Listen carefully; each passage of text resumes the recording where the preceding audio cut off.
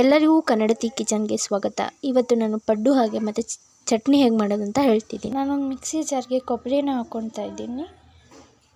ಚಟ್ನಿ ಮಾಡ್ಕೊಳ್ಳೋಣ ಅಂತ ಹೇಳಿ ಸ್ವಲ್ಪ ಅದಕ್ಕೆ ಒಂದೆರಡು ಬೆಳ್ಳುಳ್ಳಿ ಹಾಕ್ಕೊಂಡು ಸ್ವಲ್ಪ ಖಾರ ಪುಡಿ, ಉಪ್ಪು ಜೊತೆಗೆ ಕರಿಬೇವನ್ನ ಹಾಕ್ಕೊಂಡು ಗ್ರೈಂಡ್ ಮಾಡ್ಕೊಳ್ತಿದ್ದೀನಿ. ಮಧ್ಯದಲ್ಲಿ ಸ್ವಲ್ಪ ನೀರು ಆ್ಯಡ್ ಮಾಡಿಕೊಂಡು ಮತ್ತೆ ಗ್ರೈಂಡ್ ಮಾಡಿದ್ದೀನಿ. ಒಗ್ಗರಣೆಗಂತ ಬಾಣಲಿ ಒಳಗೆ ಎಣ್ಣೆ, ಸ್ವಲ್ಪ ಸಾಸಿವೆ, ಕರಿಬೇವು ಹಾಗೆ ಹರ್ಕೊಂಡಿರೋ ಚಟ್ನಿನ ಅದ್ರ ಜೊತೆ ಮಿಕ್ಸ್ ಮಾಡಿ ಸ್ವಲ್ಪ ನೀರು ಹಾಕ್ಕೊಂಡು ಮಿಕ್ಸ್ ಮಾಡ್ಕೊಳ್ತಾ ಇದ್ದೀನಿ.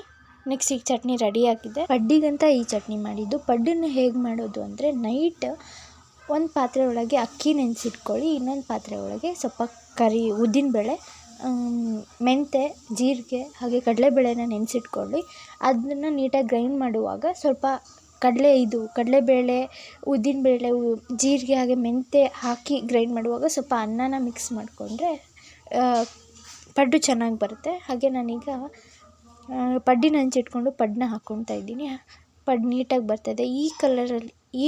ಈ ಕಲರಲ್ಲಿ ಪಡ್ಡು ಬ್ರೌನ್ ಬಂದಿದೆ ಅಂದರೆ ಚೆನ್ನಾಗಿ ಬಂದಿದೆ ಅಂತಲೇ ಅರ್ಥ, ನೀಟಾಗಿ ಬೆಂದಿದೆ ಅಂತಲೇ ಅರ್ಥ. ಅದಕ್ಕೆ ಅದನ್ನು ನೀಟಾಗಿ ಮತ್ತೆ ಮಗ್ಚಿ ಹಾಕ್ಕೊತಿದ್ದೀನಿ. ಕೆಳಗಡೆ ಭಾಗನೂ ಸ್ವಲ್ಪ ಇದು ಆಗಲಿ ಬೇಯಲಿ ಅಂತ ಹೇಳಿ. ನೆಕ್ಸ್ಟ್ ಈಗ ಆಗಿದೆ, ಅದನ್ನು ಒಂದು ತಟ್ಟೆಗೆ ತಗೊತಾ ಇದ್ದೀನಿ. ಹಾಗೆ ಮಾಡಿಟ್ಕೊಂಡಿರೋ ಚಟ್ನಿನ ಸರ್ವ್ ಮಾಡ್ಕೊತಾ ಇದ್ದೀನಿ. ಚಟ್ನಿ ಜೊತೆ ಈ ಪಡ್ಡು ನಿಜವಾಗ್ಲೂ ಸಿಕ್ಕಾಪಟ್ಟೆ ರುಚಿಯಾಗಿತ್ತು. ನೀವು ಟ್ರೈ ಮಾಡಿ.